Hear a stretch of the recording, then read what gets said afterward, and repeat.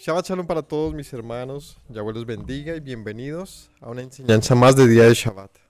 Hoy con la oportunidad de darle cierre al libro de Génesis en esta enseñanza, nos enfocaremos en lo que se refiere al capítulo 47, un capítulo realmente interesante, importante, porque es la conclusión de lo que pasó en Egipto con el tema de la hambruna. ¿Se acuerdan? ¿Se acuerdan del tema de la hambruna? ¿No? De las 7 vacas flacas y las primero 7 vacas gordas y luego 7 vacas flacas, todo este asunto. Pues, como mencionamos desde el principio de esta historia, esto tenía que ver con un plan de parte de Dios, que más allá de la salvación para lo que fue las poblaciones de aquella época en Egipto y a lo largo del mundo, cómo encontrar un pan en Egipto de mano de José, hijo de Jacob, como esto también sería un plan que a lo largo de la historia tendría que ver con Yeshua, con el Mesías de Israel. El Mesías que nosotros reconocemos como Mesías, como Salvador. ¿Por qué sabemos que Él es nuestro Salvador? Viéndolo digamos, en relación a la historia de José, denme una razón como para decir, es que Yeshua de Nazaret es nuestro Salvador, si lo comparamos con la historia de José. Bueno, con esta historia, con la particular de lo que se está hablando del tema de la hambruna. ¿Por qué? Porque Yeshua nos ha dado pan de vida. Básicamente por eso, porque en Él encontramos el pan de vida. Así que vamos a concluir la historia que tiene que ver con este asunto que pasó finalmente con toda la sequía, la hambruna, y esto en qué resultó a lo largo del gobierno de José, hijo de Jacob. Y esto que tiene que ver con nosotros y con el Mesías. Vamos a ver varias citas hoy, así que bienvenidos todos, que el Señor los bendiga y gracias por acompañarnos. Vamos a orar. Padre Celestial, te doy gracias en esta mañana porque nos das la oportunidad y el privilegio de buscarte, Señor, de enseñar tu palabra y de aprender. Te pido, te ruego que nos enseñes, que nos instruyas, que tu palabra se convierta en pan de vida, Señor, porque nos declaramos con hambre y sed de ti, Señor. Susténtanos conforme a tu misericordia, te lo ruego, en el nombre de Yeshua. Amén. Vamos a leer el capítulo de hoy, capítulo 47. Realmente esta parasha va desde el 47 hasta el cierre del libro, eh, con el capítulo 51, con ese capítulo 50 del libro de Génesis. Pero solamente vamos a estudiar el capítulo 47 para el propósito de hoy. Como siempre, no olviden que en nuestro canal encuentran esta misma parasha llamada Vayehi, que ya tenemos, si no estoy mal, 3 o 4 versiones de esta misma parasha, con diferentes enfoques, verso a verso, etcétera. La pueden encontrar simplemente escribiendo en nuestro canal La Verdad Tierra Libre. Colocan Parasha Vayehi, allí les aparecen las otras prédicas que hayan con este panorama. Sin más, vamos a ir. Entonces, cojan sus Biblias, como siempre, agarren las Biblias. Muéstrenme las Biblias, ¿las tenemos en las manos? Maravilloso, todos las tienen, así que van a ir al capítulo 47 de Génesis, versículo 1. Dice, vino José y lo hizo saber a Faraón. Y dijo, mi padre y mis hermanos y sus ovejas y sus vacas, con todo lo que tienen han venido de la tierra de Canaán y aquí que están en la tierra de Gosén. Bueno, el contexto de este momento, para recordemos que va la historia, vino la hambruna que había sido soñada del faraón y anunciada por José. ¿No? Una sequía, una hambruna que hizo que el mundo tuviese que moverse, reestructurarse. ¿Por qué? Pues porque venía la muerte. ¿Saben qué son 7 años de hambre? Nosotros no tenemos ni idea. No tenemos ni idea qué es sufrir de hambre, ¿no? Hoy en día estamos llenos de privilegios. Y la verdad es que el mundo desconoce, en su gran mayoría, creo yo, lo que es realmente el hambre. Y no cualquier hambre, este tipo de hambre. Un hambre que es parecida a un asedio, ¿no? Un hambre de la cual por más de que te esfuerces, resulta difícil encontrar qué comer. porque con cada día que pasa se agrava, ¿no? ¿Qué razones traerían hambre? Una sequía bien fuerte. La sequía hace que la vegetación se acabe, lo que hace que a su vez la fauna empiece a morir y lo que hace que a su vez, por lo tanto, nosotros sin agua, sin vegetación y sin ganado, pues también empezamos a, digamos, morir de hambre. Esas eran las situaciones que se vivían. Así que el contexto es que José, habiendo sido manifiesto, él conocía que venía este tiempo, entonces se preparó. El Señor le manifestó esto, así que le dijo al faraón, pues preparemos unos hilos donde podamos acumular alimento, semilla que luego se pueda eh, pues consumir, ¿no? Almacenamiento, alimento que se pueda preservar. Y lo hizo así, tal cual. Hubieron 7 años primero de abundancia, pero que no serían ni parecidos ni comparables con la escasez y sequía que vendrían. Así que una vez vino el tiempo de sequía, para el mundo fue arrasador, pero para José, que tenía todo listo, significó simplemente un paso de trascendencia, un paso de transformación. Pues esto se convertiría en una herramienta. Una herramienta.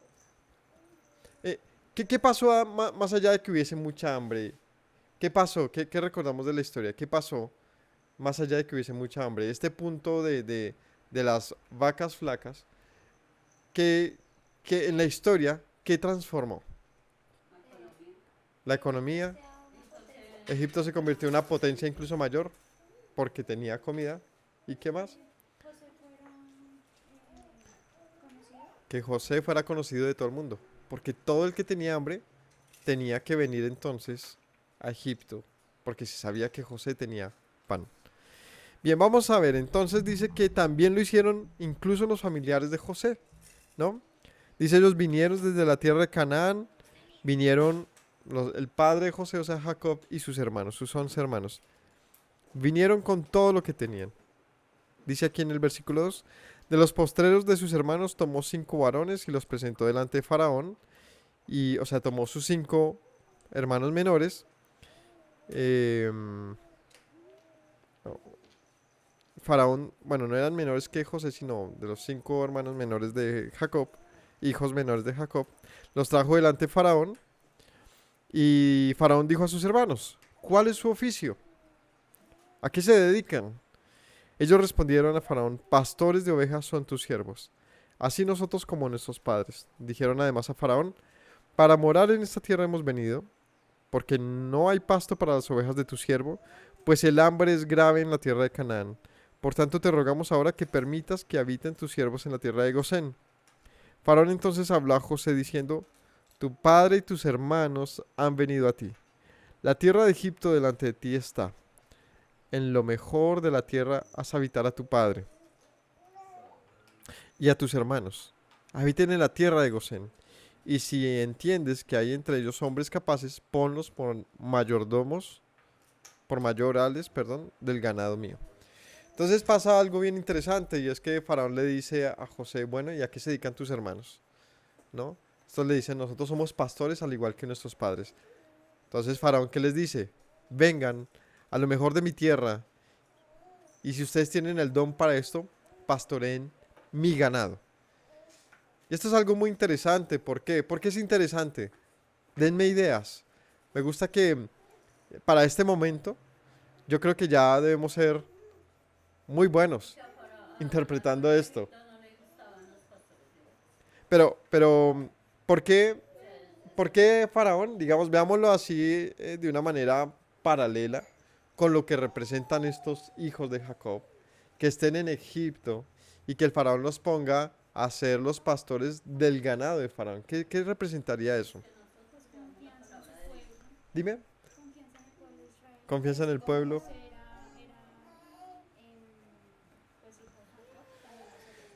Que eran hijos de Jacob, que se les había confiado que.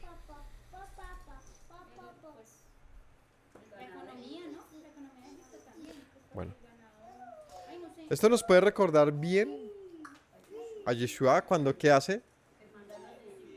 Envía a sus discípulos y apóstoles para que vayan a dónde? Al mundo. ¿Para traer qué? Dijo bien Yeshua, Padre, de los que tú me has dado, ninguno se perderá, ¿no? Yo he venido a salvar lo que tú me has dado. Así que si Yeshua, en los textos que hablan de sus palabras, habla de que él ha venido a rescatar y que no se pierda nada de lo que el Padre puso en sus manos. Y para eso envió a sus apóstoles para que fueran hasta los confines de la tierra para cuidar. Y de hecho le dice a Pedro, Pedro, ¿me amas? ¿Qué le dice? Sí, Señor, yo te amo. Entonces, ¿qué le responde Yeshua? Apacienta mis ovejas. Y le pregunta otra vez, Pedro, ¿me amas? Y Pedro, ¿qué le dice? Sí, Señor, yo te amo. Apacienta mis corderos. Y le dice una tercera vez más, Pedro, ¿me amas? Pedro se entristeció de que le preguntaron una tercera vez y le dice, Señor, tú lo sabes todo. Apacienta mis ovejas. Si la mayor delegación del Mesías a sus apóstoles fue, apacienta a mi pueblo, ¿que dónde estaba ese pueblo? En el mundo. Entonces podemos ver aquí una relación bien interesante. Los hermanos de Yeshua, ¿no? Sus apóstoles, en el sentido de que estaban haciendo la obra y él los llama hermanos. Esto nos recuerda que a José también trayendo a sus hermanos y presentándoles a Faraón y Faraón diciéndoles, cuiden mi rebaño, cuiden mi rebaño. De una manera literal, pues se refiere a su rebaño, a sus vacas, pero de una manera en parábolas, pues se refiere al tesoro del rey, a lo que él cuidaba, ¿no? A su pueblo de una otra manera. También José introdujo a Jacob, su padre, y lo presentó delante de Faraón. Jacob bendijo a Faraón y dijo Faraón a Jacob, ¿cuántos son los días de los años de tu vida? Eso suena todo chistoso. ¿Cuántos son sí, ¿dónde vive tu dirección? ¿No? ¿Cómo se llama tu nombre? ¿No? Suena así parecido. ¿Cuántos son los días de los años de tu vida? Jacob respondió a Faraón, ¿cuántos me pone? No, mentira, le dice, los días de los años de mi peregrinación son 130 años. Pocos y malos han sido los años de mi vida. Y no han llegado los años de la vida de mis padres en los días de su peregrinación. Dice Jacob, pues yo tengo 130 años de vagar en esta tierra y no han sido fáciles. No han sido tan buenos como yo quisiera. Y además tampoco han sido tantos como los de mis padres, ¿no? ¿Cuántos años tuvo Abraham? ¿Cuántos Isaac? ¿Se acuerdan? Uy, me dio la cabeza. Uy, no. Uno tuvo 160, el otro como 172, algo así, 180. ¿Y cuántos tenía él? Apenas 130, joven, dice por allá alguien. Joven aún, ¿sí? Apenas si estaba entrando a la quinta edad. Dice, Jacob bendijo a Faraón y salió de la presencia de Faraón. Entonces, otro pasaje interesante. Y es que José entonces presenta a Jacob delante del Faraón, ¿no? 175 tuvo Abraham. ¿E Isaac cuántos? Bueno, ya me confirman. Trajo sus hermanos para el servicio. ¿Y qué hace con Jacob? Jacob tiene una conversación corta en lo que narra este pasaje, pero interesante. Y la pregunta es, ¿cuánto te ha tomado estar en este momento? ¿Qué has pasado, Jacob? Le pregunta a Faraón, para llegar hasta aquí. La respuesta de Jacob es honesta. ¿Y cuál es? No ha sido fácil. No ha sido fácil. Ha sido larga, pero no ha terminado aún. No ha sido larga, pero no he llegado a la edad de mis padres. ¿No? Isaac su papá tuvo 180, le faltaban apenas 50 años, medio siglo todavía, en sus cuentas. Pocos y malos han sido, es su respuesta. Pocos y malos. ¿Quién es Jacob?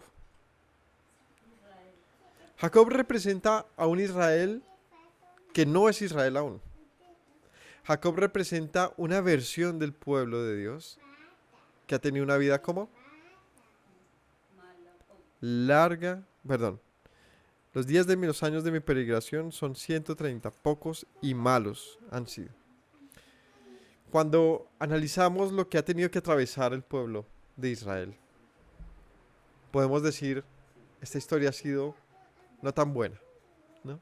Cuando leemos los escritos, cuando vemos su presente, cuando vemos el siglo anterior, ha sido muy difícil el camino de lo que representa este Jacob, ¿no? Sin embargo, si bien aprendimos a lo largo de la escritura el nombre Jacob, porque si vemos, no lo presentó como este es mi padre Israel, no lo presenta así, ¿no? Ni él dice yo soy Israel, sino dice yo soy Jacob. Nos hace pensar y entender que ese nombre está completamente, digamos que limitado por una versión del pueblo en la que aún no ha alcanzado lo que Dios ha previsto y ha deseado para su pueblo. Eran apenas unos pocos. Cuando recordamos a Yeshua, ¿qué tan grande era el pueblo de Israel? ¿Qué tan grande era? ¿Y cómo lo reconoció Yeshua cuando vino hace 2000 años? Cuando nuestro maestro estuvo en medio nuestro, ¿cuál fue su relación con su pueblo? Vamos a responder esas dos. Lo primero, ¿qué tan grande era el pueblo de Israel en esa época? El pueblo, llamémosle así, reconocido o identificado, ¿no? Estrictamente como judío, era muy pequeño. Y apenas estaba en un lugar llamado ¿cómo? Que hoy tiene mucha discusión eso, no sé si han leído por ahí y el mundo discute con mucha ignorancia, pues porque en los libros está. ¿Cómo se llamaba esa zona hoy en día? ¿Cómo se llamaba en esa época? No. En la época de Yeshua, ¿cómo se llamaba la época donde, el lugar, perdón, donde habitaban los judíos o los... Judea se llamaba. Judea. Y eso era lo que para ellos era el pueblo de Dios. Hablando de la forma de pensar de los judíos.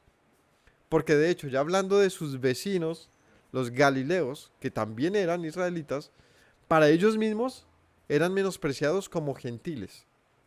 Cuanto más a los samaritanos que estaban más al norte, que también tenían una conexión israelita. Por lo tanto, si hablamos de los números que quizás ellos reconocían como pueblo judío o hijos de Abraham, quizás se contaba por muy poco. O sea, en relación al mundo, ¿no?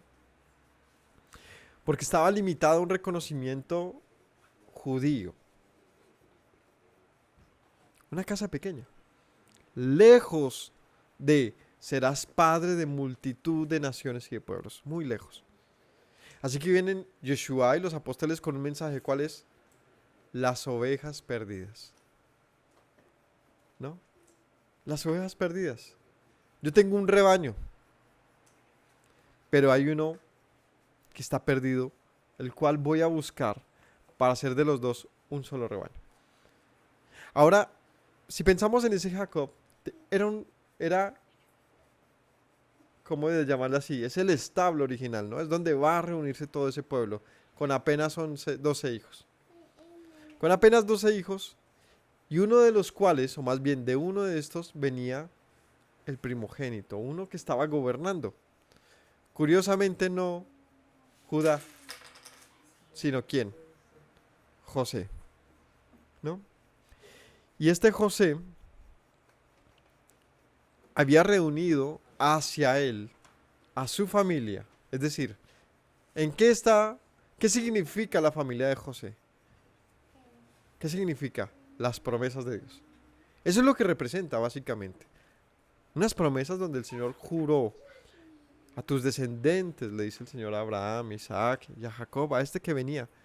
A ti te daré esta tierra, y tus hijos, tus generaciones serán como las estrellas del cielo, y en ellos en ti serán benditas todas las naciones de la tierra. Este pequeño, para ese momento, ¿cuántos eran?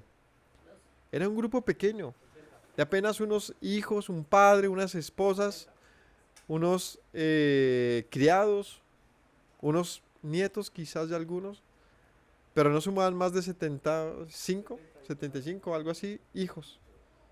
Perdón, personas. ¿Se puede decir que eso es una nación? De ninguna manera. ¿Qué eran? Una tribu. Eran una tribu, los hijos de Jacob.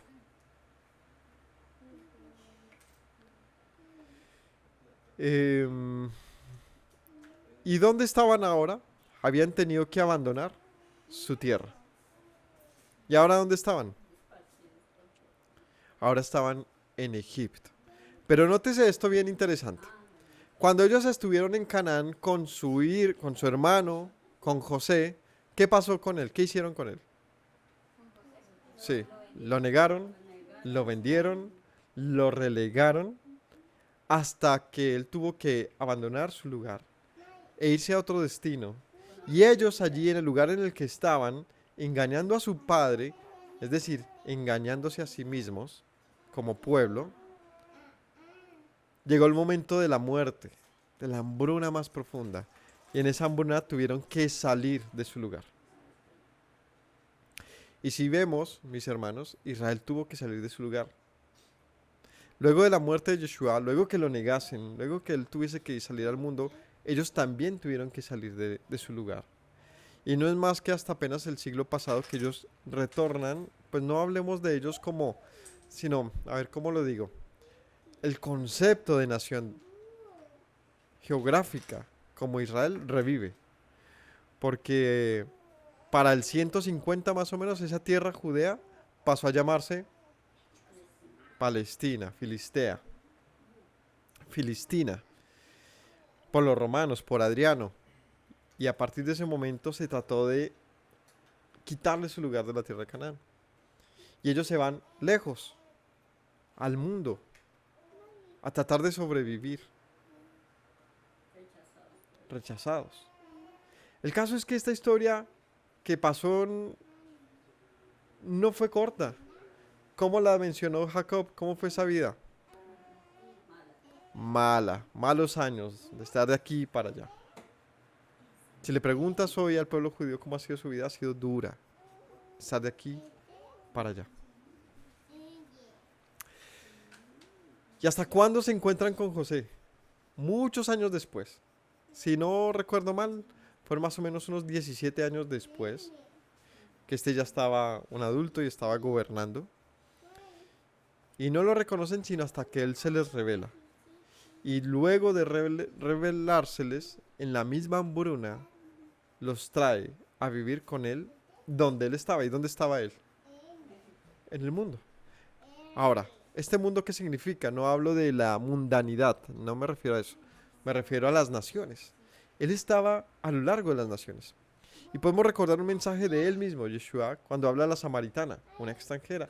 Pues no extranjera, sino más bien una rechazada de sus hermanos. Porque, ¿quiénes eran los samaritanos? Los samaritanos eran hijos de Israel mezclados con los sirios y los asirios y con los gentiles.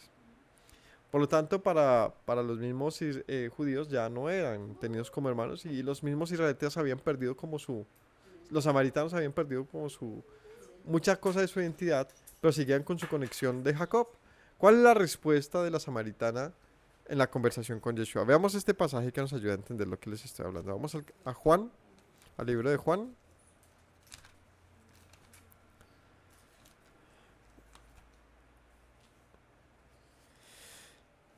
Listo, vamos al libro de Juan, capítulo 4, ¿cierto? Dice allí así. Cuando pues el Señor entendió que los fariseos habían oído decir, Yeshua hace y bautiza más discípulos que Juan, aunque él no bautizaba sino sus discípulos, salió de Judea y se fue a Galilea. Le era necesario pasar por Samaria. Vimos pues una ciudad de Samaria llamada Sicar, junto a la heredad que Jacob dio a su hijo José, y estaba allí el pozo de Jacob. Entonces Yeshua, cansado del camino, se sentó junto al pozo. Era como la hora sexta. O sea, era mediodía.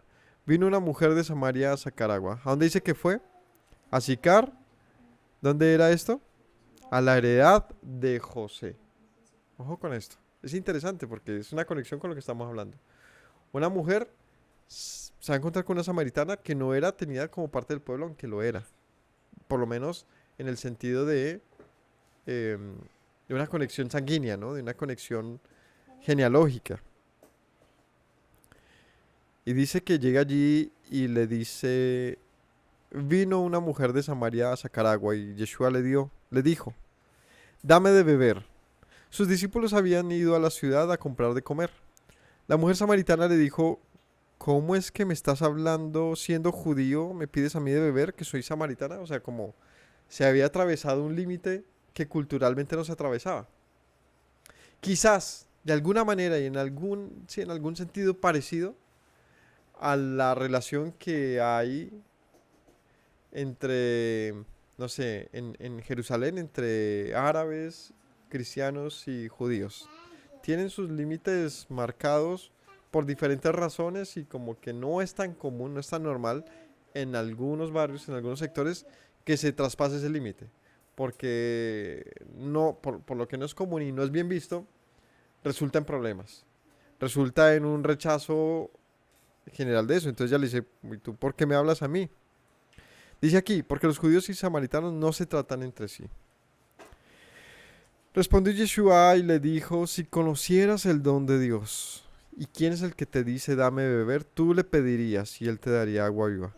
La mujer le dijo, Señor, no tienes con qué sacarla y el pozo es hondo. ¿Cómo me puedes dar agua viva?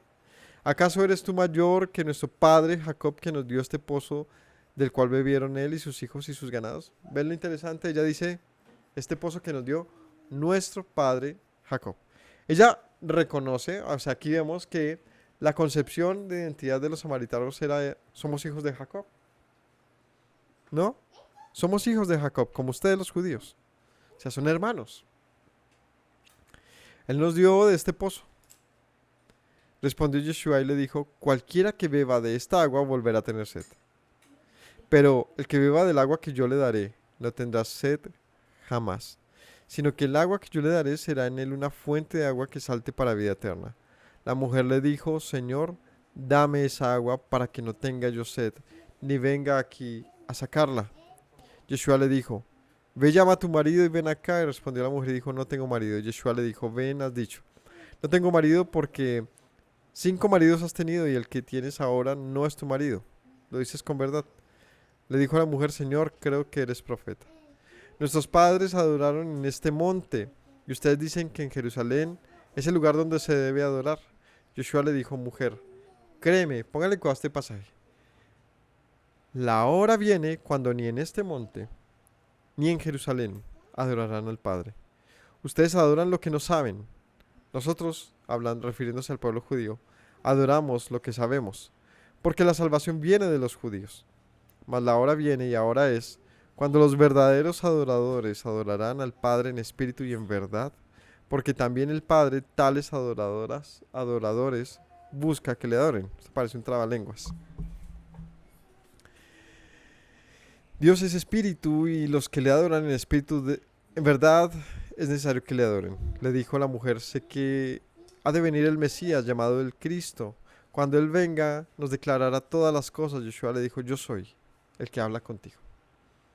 En esto vinieron sus discípulos y se maravillaron de que hablara con una samaritana. Sin embargo, ninguno dijo, ¿qué preguntas o de qué hablas? La mujer dejó su cántaro, se fue a la ciudad y dijo a los hombres, vengan, vean un hombre que me ha dicho todo cuanto he hecho, ¿no será este el Mesías?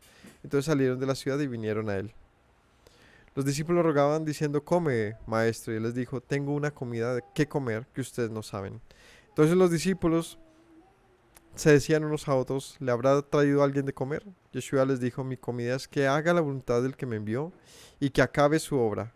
¿No dicen ustedes, aún falta 4 meses para que llegue la siega? Y aquí les digo, alcen sus ojos y miren los campos, porque están blancos para la siega.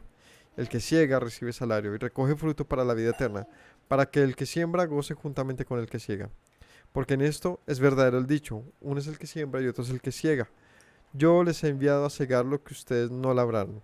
Otros labraron, y ustedes han entrado en sus labores.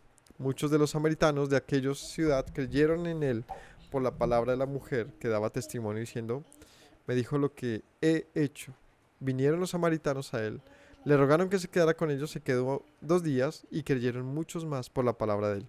Y decían a la mujer, ya no creemos solamente por tu dicho, porque nosotros mismos hemos oído y hemos sabido que verdaderamente este es el Salvador del mundo, el Cristo, el Mesías.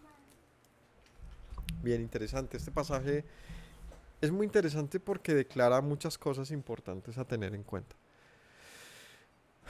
La primera es una samaritana. Una persona que para el pueblo de la época no era reconocida como parte del pueblo, más bien era rechazada justamente por su procedencia, ser samaritana. Un pueblo que asimismo no se identificaba, no compartía su, digamos, su hermandad, su origen, y se rechazaban unos a otros. Sin embargo, estos decían, pues Jacob, nuestro padre, estaba en este lugar y esperamos al Mesías. ¿Cuál fue la invitación del Mesías? El primero dice algo muy interesante. Ustedes adoran lo que no saben. Y si transponemos esto a la mayoría de religiones de hoy en día, tenemos mucho que aprender. Lo primero es que, en lo particular, la creencia de los samaritanos también tenía que ver con el pueblo de Israel. Un pueblo que aún no tenía la ley de Moisés, importante, sino más bien en qué se conectaban, en las promesas hechas a estos padres, Abraham, Isaac y Jacob. Segundo, dato importante, y es que Yeshua le dice claramente, ustedes no saben ni lo que adoran. Y dice nosotros sí, los judíos, haciendo referencia a que la verdad del conocimiento de Dios procedía del conocimiento que en ese momento tenía el pueblo judío, que era en base a la ley de Moisés. Tercero, él le dice, ven a mí y yo te daré... Ah, no, perdón. El tercer punto era que ella también esperaba a un Mesías. Y es donde les digo, hay una esperanza para el mundo, a pesar de que no adore la verdad, no, más bien, no siga el camino de verdad. Y es que mientras el mundo espere a un Mesías, a un Salvador, hay esperanza. Porque el Mesías le dijo, entonces ven a mí y yo te daré a beber del agua de vida. Ven a mí, te daré a beber del agua de vida.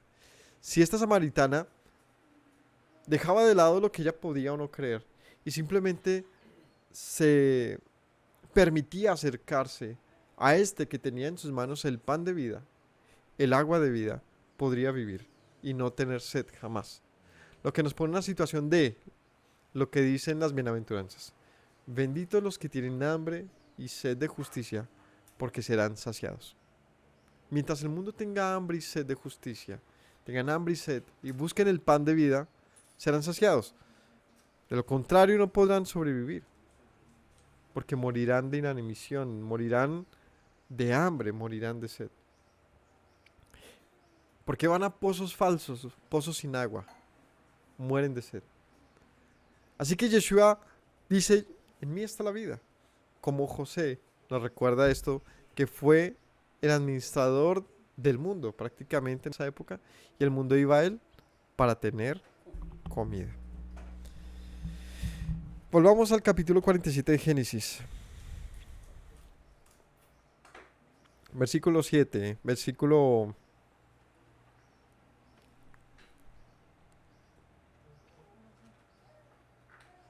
11. Así José hizo habitar a su padre y a sus hermanos y les dio posesión de la tierra de Egipto, en lo mejor de la tierra, en la tierra de Ramesés, como mandó Faraón.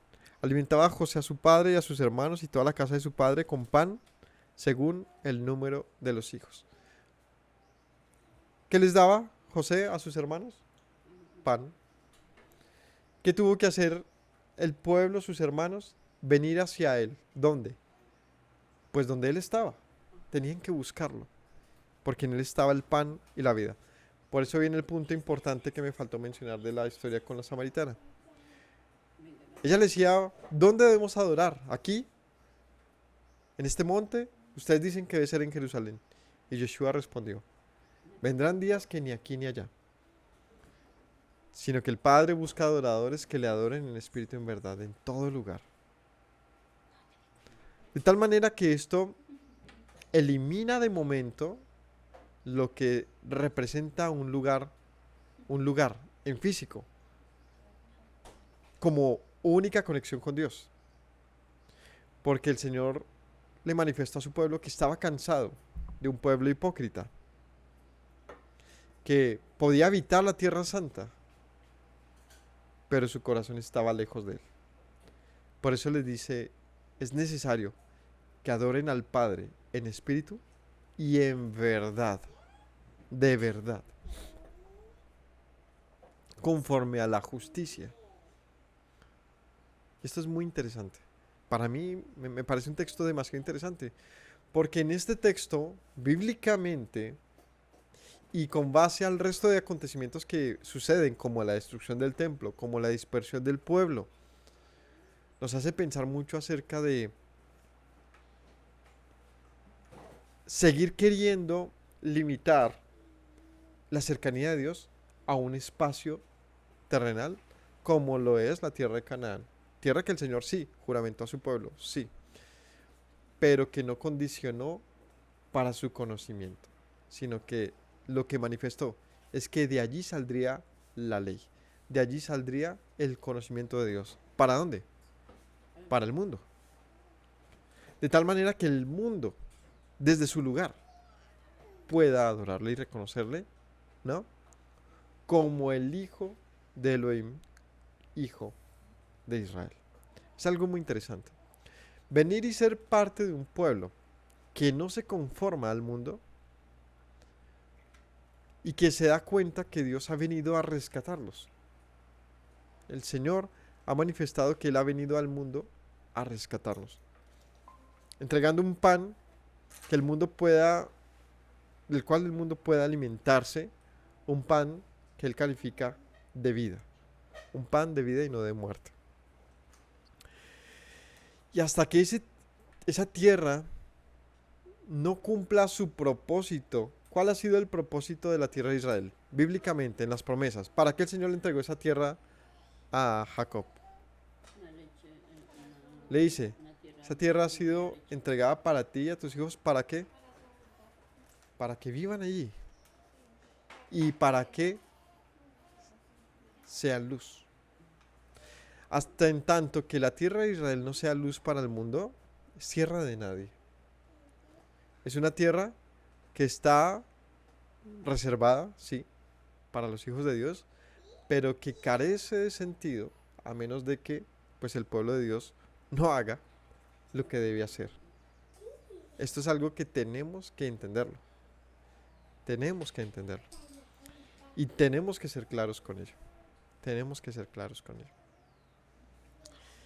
Nuestro pueblo no puede seguir en la arrogancia de Judá, de Rubén, de los hermanos de José, sino que tienen que más bien ver esta historia en el punto que Rubén dice, yo no dejaré que mis hermanos se pierdan. Y Judá dice, pues toma mis hijos y yo no dejaré que mueran mis hermanos. Hasta que estos hermanos no vayan por sus hermanos a rescatarlos. Y y no tomen responsabilidad con este asunto. Y hagan lo que tengan que hacer, como humillarse delante de a quien asesinaron, a quien entregaron, al Mesías. Hasta que no se den cuenta de su posición en esta historia, donde no son la luz o sea, no son llamémoslo así, la gloria de la historia, sino son simplemente un instrumento de Dios para rescatar al mundo, pues no van a trascender hasta que no se reconcilien con aquel que crucificaron. No tendrán de él la vida que él prometió, por supuesto, para sus hermanos, para su pueblo, pero también para el mundo.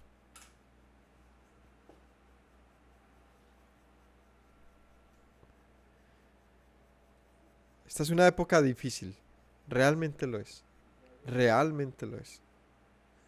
Porque hoy en día lo que es la tierra donde caminó nuestro Señor Yeshua, una gran parte de ella está atravesando una violencia sin precedentes quizás, o bueno, con muchos precedentes en otras épocas, pero no en el tiempo cercano.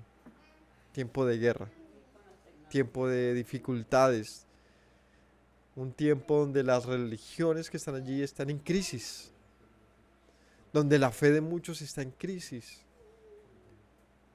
un tiempo duro, donde muchos entran siquiera a cuestionarse la procedencia de Yeshua, dicen, este es un palestino más siendo bombardeado, dicen muchos. Tiene mucha ignorancia en muchas cosas, pero se entiende el trasfondo de esto, y es que esa es la tierra donde caminó nuestro maestro, el Salvador del mundo. Hoy en día está siendo bombardeada, no me refiero puntualmente a Gaza, porque para esa época Gaza era una zona, sí, de Judea, eh, pero no comprende todo Israel, ¿me hago entender? Es decir, no caer en ningún discurso en relación a quién le pertenece a tierra, sino es la tierra donde habitó el maestro que tanto árabes como judíos y cristianos reconocen como Mesías. Es algo muy interesante y otra vez me recuerda al tema de la samaritana. Un odio gigante que estaba haciendo que Yeshua tuviese que ir a uno por uno y decirles, vengan a mí, vengan a mí, vengan a mí, dejen de pelearse por una y otra tierra, porque ahí no está la verdadera adoración. La verdadera adoración, ¿dónde está? En el corazón humilde, contrito, humillado, que se doblega delante del Creador y reconoce su culpa. Entonces se arrepiente. Imaginemos por un instante un mundo así. Sería impresionante. Imaginémonos que hoy en día, aún en este tiempo de la llamada Navidad, el mundo pusiera su mirada en algo que tiene que ver con esa tierra y dijera, somos culpables. Somos culpables. Porque recordemos que este José salió de su tierra y se fue al mundo. Y se vistió de egipcio. Y quizás delante del pueblo, ¿qué parecía a José? Un dios. Muy seguramente. Casi que al nivel de Faraón, que para la creencia egipcia era un dios.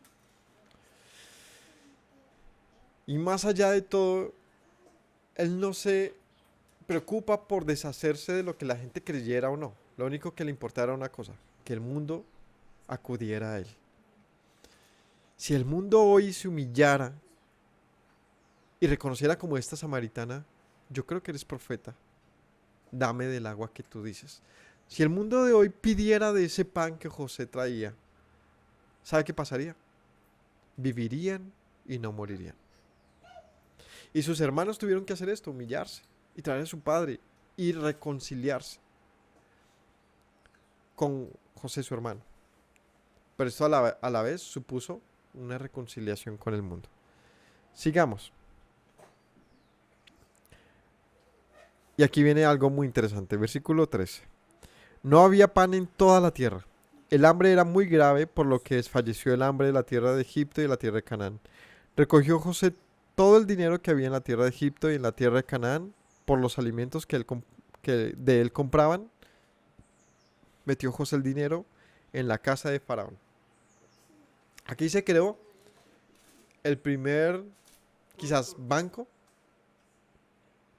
eh, que estableció José. ¿Cómo lo hizo? Época de hambruna, ¿qué empezó a hacer la gente? Pues a ir hasta Egipto a comprar pan. Pero ¿qué pasa si tú puedes comprar, es decir, dar de tu dinero para recibir un producto que te dura apenas que un día? Pues que todos los días tenemos hambre. Que ese dinero va a escasear si no lo puedes recuperar. Entonces, Egipto se convirtió en alguien que podría ofrecer pan a cambio de algo, y en este caso dinero. Pues el mundo se quedó sin dinero y Egipto se quedó con todo el dinero. Y entonces, ¿qué podía hacer la gente si ya no tenía dinero para comprar pan? O sea, hubo una transferencia de riqueza hacia Egipto. Dice aquí, acabado el dinero de la tierra de Egipto y de la tierra de Canaán, vino todo Egipto a José diciendo, danos pan. ¿Por qué moriremos delante de ti por haberse acabado el dinero? Y dicen, bueno, ¿de qué sirve el dinero si igual vamos a morir? José dijo, dennos sus ganados y yo les daré por sus ganados y si se ha acabado el dinero. Así que ellos trajeron sus ganados y José les dio alimentos por caballos, por el ganado de las ovejas y por el ganado de las vacas y por los asnos. Les sustentó de pan por todos sus ganados aquel año. Entonces, se ha acabado el dinero, ¿qué intercambió? Sus bienes, sus ganados, sus objetos, empezaron a cambiarlos por comida. Pongámosle cuidado a esta historia, es muy interesante. José, como un gran empresario, administrador de el hambre, de la comida, él empieza a negociar con la gente. Porque no solamente eran egipcios, dice que de Canaán vino todo el mundo. ¿no? Y empezó a cambiarles por dinero, se acabó el dinero, por objetos, por ganado. ¿Qué pasa cuando se acabó esto? Acabado aquel año, vinieron en el segundo año y le dijeron, no encubrimos a nuestro Señor que el dinero ciertamente se había acabado, también el ganado, Señor, nada queda delante de nosotros, solamente nuestros cuerpos y nuestra tierra. ¿Por qué moriremos delante de tus ojos, así nosotros como nuestra tierra? Cómpranos a nosotros, nuestra tierra por pan, seremos nosotros y nuestra tierra siervos del faraón, y danos semilla para que vivamos y no muramos, y no sea asolada la tierra. Faraón, entonces compró José, toda la tierra de Egipto para Faraón, pues los egipcios vendieron cada uno sus tierras, se agravó el hambre sobre ellos, y la tierra vino a ser de Faraón, y al pueblo lo hizo pasar a las ciudades, desde un extremo al otro del territorio de Egipto. Solamente la tierra de los sacerdotes no compró, por cuanto los sacerdotes tenían ración de Faraón. Ellos comían la ración que Faraón les daba, por eso no vendieron su tierra.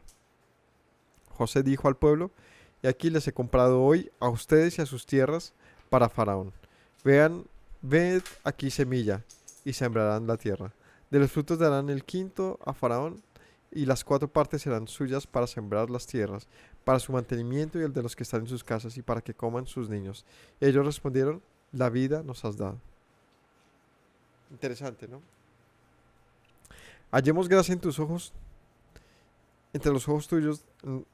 Hallemos gracia en los ojos de nuestro Señor y seamos siervos de Faraón. José lo puso por ley hasta hoy sobre la tierra de Egipto, señalando para Faraón el quinto, excepto solo la tierra de los sacerdotes que no fue de Faraón. Así habitó Israel en la tierra de Egipto y en la tierra de Gosén, y tomaron posesión de ella, y se aumentaron y se multiplicaron en gran manera.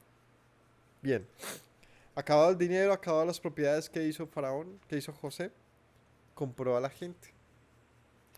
Compró a la gente y sus tierras, al punto que unificó, centralizó Egipto. El Alto, Medio y Bajo Egipto se convirtió en una sola nación, que tributaría a partir de ahora, por ley, a Faraón. Así que viene algo muy interesante. Viene un intercambio, que era el que nadie quería. ¿Cuál era? Ser siervos de Faraón.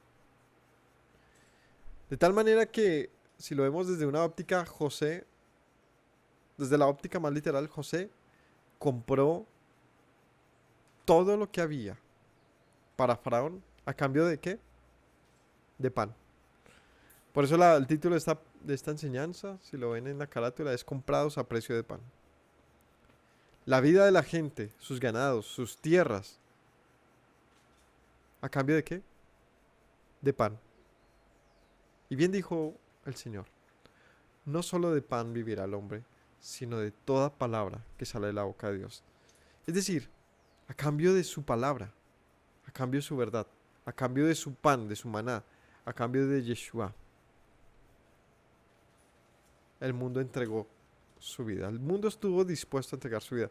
¿Qué pasó con los que no lo hicieron? Murieron. Murieron.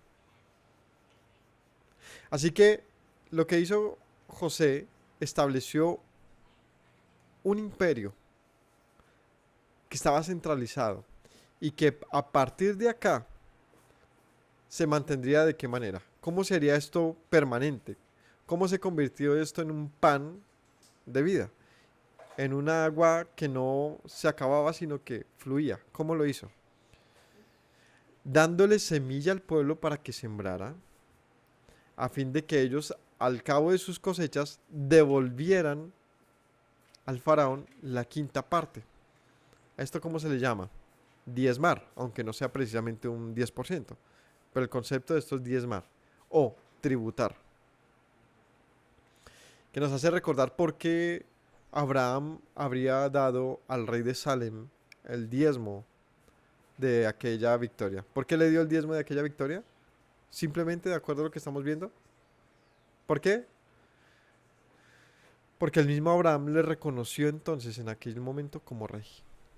Eso es lo que significaba que le haya entregado los diezmos. Le tributó sobre sus pertenencias, lo que significa que le reconoció como rey. Pues esto es lo que había hecho el mundo. Y es que Egipto, como nación, había reconocido entonces al faraón y toda diferencia, división que hubiese en Egipto se terminó.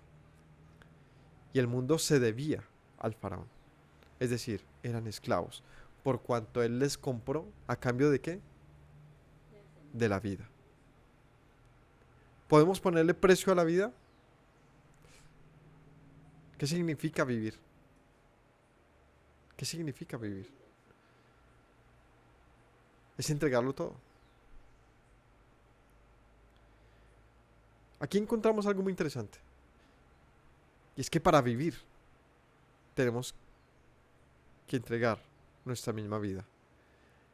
En un concepto equivalente al de esclavitud. Pero si vemos el pasaje, ellos dicen nos haremos esclavos del faraón. Nunca los tomó como esclavos. Ahí no dice, y a partir de ahí empezaron a fabricar ladrillos. No. Dice, y faraón entonces, o José, dice, les dio semilla para que produjesen a cambio de qué? Como la tierra era de faraón. ¿Cierto? Como la semilla era de faraón. Y como la gente era de faraón, les dice, cojan las 4 partes. Y una quinta parte la van a devolver.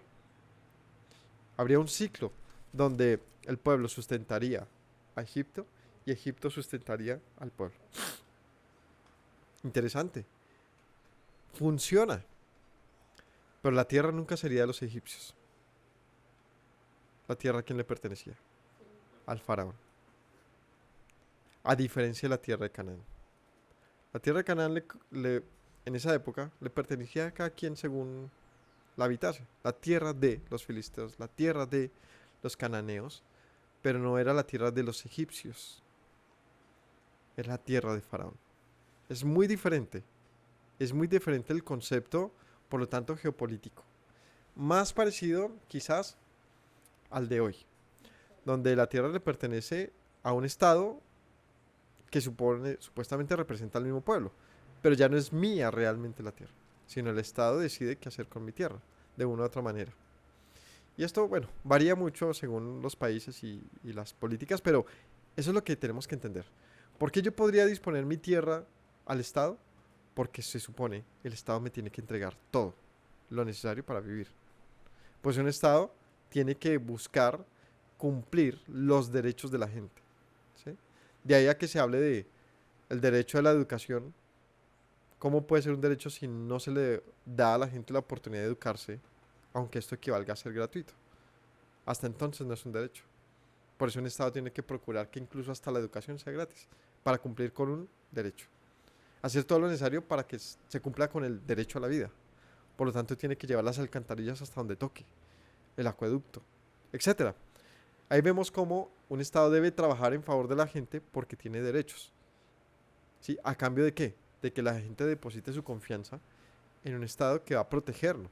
Entonces, es un intercambio, ¿no? Interesante, pero ya desde aquí lo vemos planteado.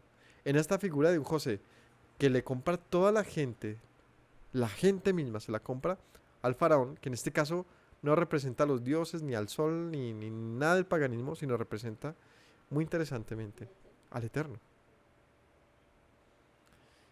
A fin de que el mundo venga a él para tener vida. Y lo que él ha dado, produzca en ellos vida misma. Como dijo Yeshua, el que venga a mí tendrá aguas que saltarán desde dentro de él como fuentes de agua para vida eterna. El pueblo no tenía que estar yendo todo el tiempo a recoger pan, porque la semilla que José había entregado al pueblo le daría el propio sustento. Es que esto es muy interesante, de verdad que lo es. No es que ellos si volvían cada cierto tiempo a José a pedir pan, no. Él ya les había entregado el pan de vida y la semilla de vida a fin de que en ellos produjese. ¿Y qué pasó? ¿Por qué no compró la tierra de Canaán? Si nos fijamos, solo compró la tierra de Egipto. ¿Qué pasó con Canaán? Que los cananeos se entregaron su vida. Porque los cananeos que hicieron se fueron a vivir a la tierra de Egipto. De aquí vemos a José y a sus familias que a ellos se les asigna una tierra, la tierra de Gosén. Dice en el 28, vivió Jacob en la tierra de Egipto 17 años y fueron los días de Jacob, los años de su vida, 147 años. Llegaron los días de Israel para morir. Llamó a José su hijo, le dijo, si he hallado gracia en tus ojos, te ruego que pongas tu mano debajo de mi muslo y harás conmigo misericordia y verdad. Te ruego que no me entierres en Egipto, mas cuando duerma con mis padres me lleves de Egipto y me sepultes en el sepulcro de ellos. José respondió, haré como tú dices. Israel dijo, júramelo, y se lo juró. Entonces Israel se inclinó sobre su cabecera en su cama. Entonces le dice, vuélveme a mi tierra, a la tierra que el Señor nos juró. Entonces hay algo muy interesante y es un propósito que se va a cumplir a lo largo del mundo, donde el mundo tendrá, el mundo completo, los que quieran vivir, vendrán a Yeshua. Y eso incluirá al pueblo judío, se los aseguro. El pueblo judío va a llegar un momento en que va a quitar esa máscara que los años pusieron, un velo de negación, donde ellos mismos se creyeron el cuento de que su hermano había muerto, donde ellos mismos creyeron el cuento de su engaño. ¿Cuál? El que el profeta, el sacerdote, sumo sacerdote Caifás, ¿qué dijo? ¿Qué dijo? Es necesario que este muera y no todos nosotros. Él sabía que él era el Mesías. No sé si realmente plenamente, pero prefirió la muerte de este a cambio de su propia vida. Y esto le costó gravísimo, carísimo. Pero no importa. Y ahí es donde les decía cuán grande es la sabiduría del Altísimo para permitir que así hayan pasado las cosas a fin de que nadie acuda más a la fuente de Jacob. Como le dijo Yeshua, no vengan más acá, porque vendrá el día en que ni aquí ni allá. Porque el Padre busca que le adoren en espíritu de verdad. Ya no tendrán que venir hasta aquí para buscarle. Ya no más. Porque si siguen viniendo a esa fuente, van a llegar al mismo punto. Y es un pueblo que se desconoce. Un pueblo que no entiende quién es. Y esto no me refiero a la ley ni nada de eso. De hecho, para ese momento no estaba la ley de Moisés. Sino es el punto del que ellos decían, somos hijos de Abraham. Y en eso se jactaban.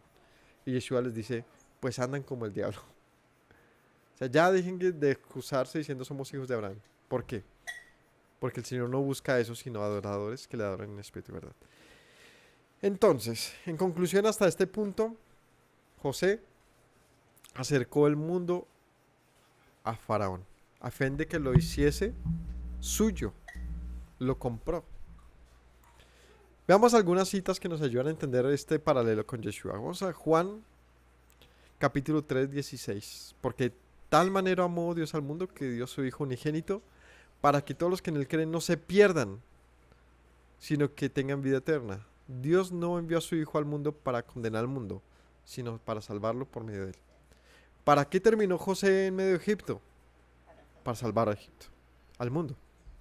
Nadie puede venir a mí, Juan 6:44, dice Yeshua, si no lo trae el Padre que me envió y lo resucitará en el día final. Vea lo que dice Yeshua. Todos los que vienen a mí es porque mi Padre los ha traído. ¿Quién envió esa hambruna? Dios. ¿Por qué pasan las cosas que pasan? Porque así Dios las permite. ¿A fin de qué? Vayamos a Yeshua, el que tiene el pan de vida. No un pan que puede dar el mundo. ¿Qué pasó con el pan que daba cualquiera? Pues se acababa. ¿Y qué pasaba? Tenían que otra vez buscar. Pero el que vino a Yeshua, Yeshua le dio de su semilla para que viviera. Juan 10:9. Yo soy la puerta y el que entra por esta puerta, que soy yo, será salvo. Se moverá en eterna libertad y hallará pastos de vida. El que entra por Yeshua tendrá vida. Juan 12:32. Yo, cuando sea levantado de la tierra, atraeré a todos hacia mí mismo. ¿No? Él dice, yo me iré y les dejaré un consolador para luego venga a ustedes y los tome a mí mismo. Juan 14:6-7. Yeshua contestó, yo soy el camino, la verdad y la vida y nadie puede venir al Padre si no es por mí. Si ustedes realmente me han conocido, también conocerán a mi Padre. Y desde ahora lo conocen y lo han visto. El que viene a mí puede conocer al Padre. Es imprescindible el papel de Yeshua. ¿Qué pasó? ¿Qué pasaría? Pensemos. Si hubiese venido Jacob y sus hijos o estos a pedir pan y no hubiese estado ahí José. En primera instancia, si no hubiese estado José, ni a ellos ni a nadie, porque no habría pan y habría perecido todo Egipto, por cuanto era imposible que mediante José, más bien, que sin José hubiese pasado esta historia. Es decir, la historia de José, él como personaje, es único. Pues Faraón dice, ¿a quién hallaré en la tierra, otro como este. Lo que nos dice en ese pasaje es que no había nadie como José, a quien se le pudiera designar este papel de Salvador. Si lo vemos entonces a lo largo de lo que esto representa, ¿quién hay como Yeshua que pueda reconciliar consigo al mundo? Yo les quiero decir a todos los que me escuchan, sean pocos o muchos, que solamente mediante Yeshua hay oportunidad. No hay otro camino. No hay otro camino. No hay otro camino. Cualquier otro camino, cualquier otro camino ajeno al camino propuesto por Yeshua está viciado, está falto, es corrupto. Y recordamos a Yeshua diciendo, ustedes adoran lo que no saben. Esa es la respuesta que les podría dar. Es un camino que con ignorancia nos puede llevar a la muerte y no a la vida. ¿Qué tenemos que hacer? Ir al pozo, como la samaritana, donde se encuentra Yeshua. Al pozo, a las promesas. Y entonces en el pozo Yeshua nos va a decir, vengan a mí, que yo tengo el agua de vida. Hechos 4:12, de hecho, en ningún otro hay salvación, porque no hay bajo el cielo otro nombre dado a los hombres mediante el cual podamos ser salvos. ¿El mundo a dónde más podía ir? Sino a donde José en aquel tiempo. ¿A dónde podemos ir hoy? Sino a Yeshua. Romanos 5, 1 y 2. Por tanto, ya que hemos sido declarados justos mediante la fe, tenemos paz con Dios mediante nuestro Señor Yeshua. También mediante Él y por medio de la fe tenemos acceso a esta gracia en la cual nos mantenemos firmes. Así que nos regocijamos en la esperanza de alcanzar la gloria de Dios. Mediante la fe, mediante esta salvación tan grande, mediante la gracia de nuestro Señor, tenemos acceso a Dios mismo. Y esto mediante Yeshua. Romanos 5:8. Pero Dios demuestra su amor por nosotros en esto, que cuando todavía éramos pecadores, el Mesías murió por nosotros. El caso es que dice, ofreció el pan al mundo, sin importar su origen, sin importar quiénes eran. Vengan y coman, vengan y coman. ¿A cambio de qué? De que vivan. Porque finalmente lo que hizo José con esto, aunque pareciera que era un opresor, pues les quitó su dinero, sus vacas, su tierra, lo que él le ofreció al pueblo era la permanencia, la vida. ¿Saben qué hubiese pasado si él les hubiese regalado el alimento? Que se habría agotado, el imperio se habría caído y por lo tanto todas esas tribus también habrían muerto en el largo plazo. Por lo tanto, no habría historia de ninguno de ellos sino otra, la de los sobrevivientes. Pero lo que pasó aquí fue que toda la nación, sin excepción, pudo sobrevivir, pues ellos se vieron obligados a hacer con la semilla lo que el gran administrador les decía que debían hacer. Es decir, vino una estrategia, una reforma, un propósito para toda la nación a fin de que todos viviesen. 1 Corintios 1:30, pero gracias a Yeshua ustedes están unidos por medio de él, a quien Dios ha hecho nuestra sabiduría, es decir, nuestra justificación, santificación y redención. Estamos en él porque está la sabiduría de Dios, que mediante Yeshua obtengamos justificación, santificación y redención. Gálatas 3:13, Yeshua nos redimió de la maldición de la ley, haciéndose maldición por nosotros, pues está escrito, maldito el que es colgado en el madero. Como por medio de Yeshua tenemos acceso a Dios, aun y a pesar de todo lo que de acuerdo a la ley está pesando contra nosotros.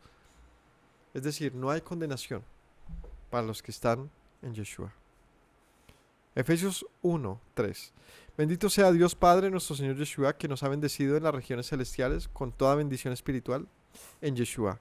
Él nos escogió en Él antes de la creación del mundo, para ser santos, sin mancha delante de Él. En amor nos predestinó para ser adoptados como hijos suyos por medio de Yeshua, según el buen propósito de su voluntad, para la alabanza de su gloria que nos concedió en Yeshua. Está diciendo, Él nos predestinó para ser suyos. ¿Por qué Egipto vino a ser del faraón? porque para eso fue comprado. O sea, otra vez, veamos desde la óptica, no de la propiedad privada, porque es que esto no funciona con la manera en que hoy podamos juzgar a lo que hizo José. José salvó al mundo. Nos guste o no nos guste el método que utilizó, para muchos está por encima de la propiedad privada. ¿Cómo les quitó lo que tenían ellos a cambio de su vida? A cambio de que viviesen.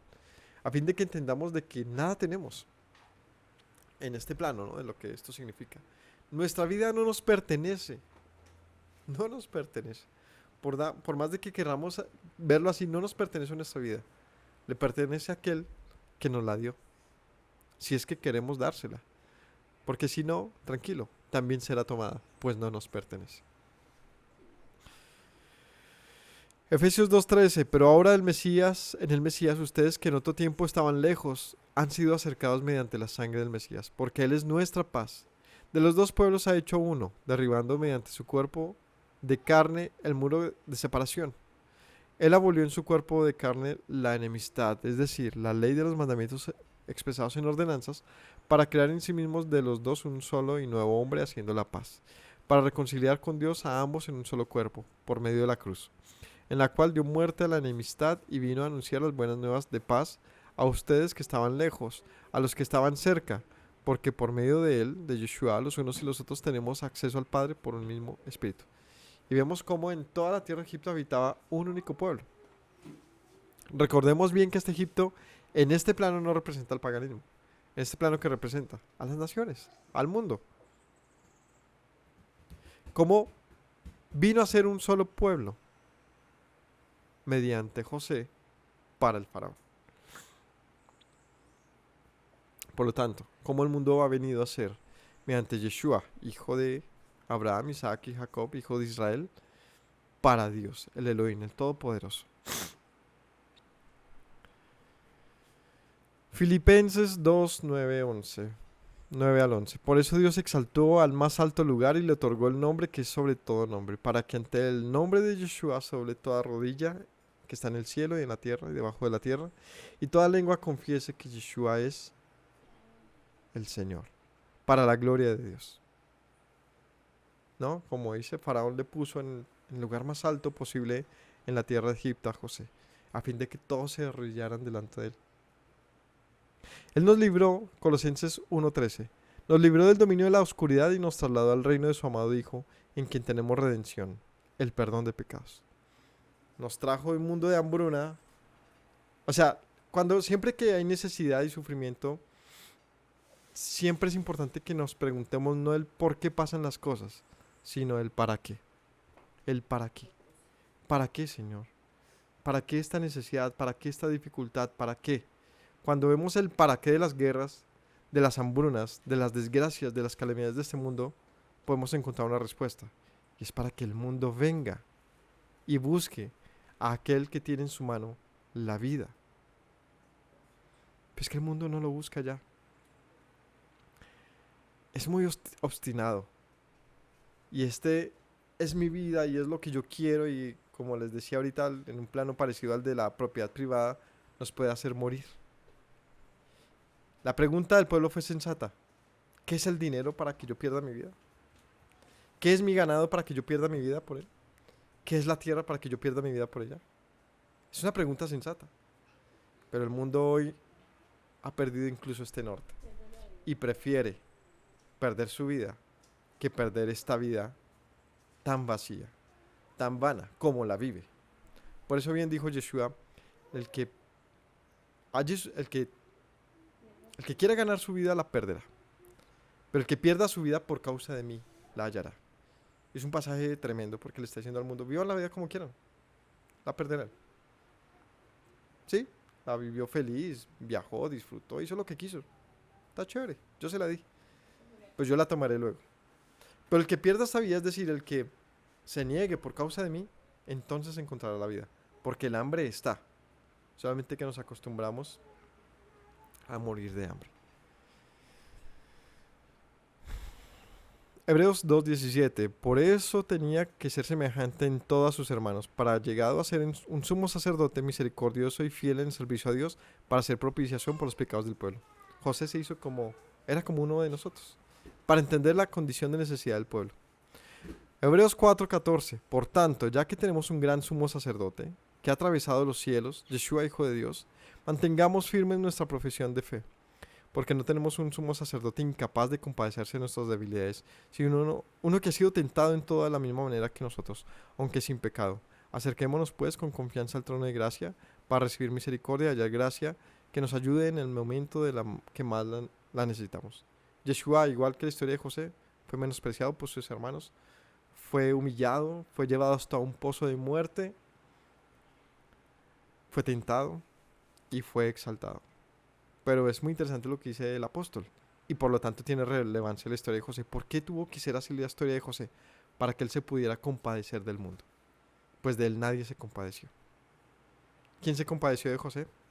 El único que se podía compadecer de él, el faraón. Le sacó de la tumba de muerte y lo exaltó. De igual manera con Yeshua, nadie se compadeció de él ni podía. O no podía hacer nada con su compadecimiento. Solamente su padre, que lo levantó de los muertos y le puso a su diestra para hacer lo que siempre fue, el rey. A fin de que él, en esa historia, por lo menos para nosotros, gráficamente entendamos que él no es un Dios insensible, como muchos lo pintan. No es un Dios ajeno a nuestro sufrimiento, sino que él entiende realmente y en todo lo que es ser humano. 1 Timoteo 2:5. Porque hay un solo Dios y un solo mediador entre Dios y los hombres, Yeshua, hombre, quien dio su vida como rescate por todos. Aquí algo muy interesante. No es mediador de nosotros el concepto de Mesías. Y este pasaje lo pone en claro. Es ese Mesías. El que vino. El que se hizo hombre y presentó su vida por nosotros. Con sus palabras, como lo hizo. Es él, el mediador. Porque muchos quieren subjetivizar el concepto de Mesías. Bueno, está bien tu Mesías Jesucristo, pero para mí es otro Mesías. Y no es él. No puedo compartir con él que sea. Pero también tengo en mí el concepto de Mesías, por lo tanto, como quien dice, es válido tu concepto y el mío. Pues según este pasaje dice, solamente ese. Yeshua, hijo de José, hijo de María, de la tribu de Judá, en el tiempo de la Judea conquistada por los romanos, el que murió en una cruz, que alimentó a miles con apenas unos panes y pescados, aquel que caminó sobre las aguas y sanó enfermos por doquier, aquel que levantó de los muertos y que fue también levantado de los muertos, aquel que nos enseñó la verdad detrás de la ley, aquel que nos quitó las máscaras de la religión. Es ese que no quieren recibir. ¿Por qué no lo quieren recibir? Porque tendrá que quitarles también sus máscaras. Porque tendrá que también sacarlos de sus miserias. Y muchos no quieren salir de su miseria. Como mencionaba, el mundo pide hambre y sed, con hambre y sed, pero no quiere beber ni comer. 1 Pedro 1:18. Ya que ustedes saben que no fueron redimidos de su buena manera de vivir, heredada de sus antepasados con algo perecedero, como el oro o plata, sino con la sangre preciosa del Mesías, como de un cordero sin mancha y sin defecto. Es decir, esto que nos dio vida no es cualquier vida, es la vida permanente, que es mediante Yeshua. Y por último, 1 Pedro 3:18, porque Yeshua sufrió una vez por los pecados, el justo por los injustos, para llevarlos a ustedes a Dios, el que fue muerto en cuerpo, pero vivificado en espíritu. Concluimos que esto, ¿qué le costó a José? Llevar a Egipto a Dios. ¿Qué le costó? ¿Sabe qué le costó? Su propia vida. Pues José no fue más que eso. Fue el príncipe de Egipto. Dejó de ser el hermano de sus hermanos, porque ellos lo rechazaron. Dejó de ser de alguna manera un cananeo, en el sentido de que hubiese vivido en Canaán. Dejó de ser de alguna manera incluso aparentemente un hijo de Jacob, pues pensaba que estaba muerto, para convertirse en el rey del mundo, a fin de que sus hermanos, su padre y todo el mundo viniese a él para hacernos uno en Dios. ¿Qué mérito tiene este? Todo el mérito. ¿Quién ha ejecutado un plan tan impresionante como este? ¿Saben qué traen las guerras, el hambre y todo esto a la tierra? Muerte. Y en el caso de José en Egipto, vida. Es que no hay un comparativo tan gráfico como este. Y solamente él podía hacerlo. Pues como dijo Faraón, ¿quién hay como este en quien habita el Espíritu de Dios? Con tal sabiduría que haga lo que ha dicho. Pues mis hermanos, así como está esta historia, yo quiero decirles a todos que hay oportunidad para nosotros, a fin de que mediante Yeshua nos reconciliemos con Dios para tener vida. ¿Amamos la vida? ¿Queremos esta vida? Esta vida que Dios nos dio, valorémosla. La única manera de valorarla es conservándola. ¿Y cómo la conservamos? En Él, porque Él es la vida. Les agradezco por acompañarnos. Esta fue la historia de José.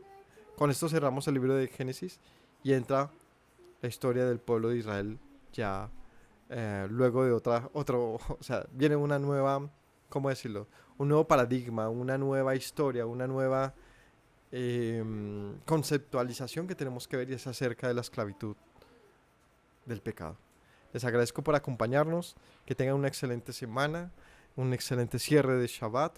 Recordemos las palabras de Yeshua, nuestro maestro, que nos dijo: si permanecen en mis palabras, serán verdaderamente mis discípulos y conocerán la verdad, y la verdad les hará libres. Shalom para todos.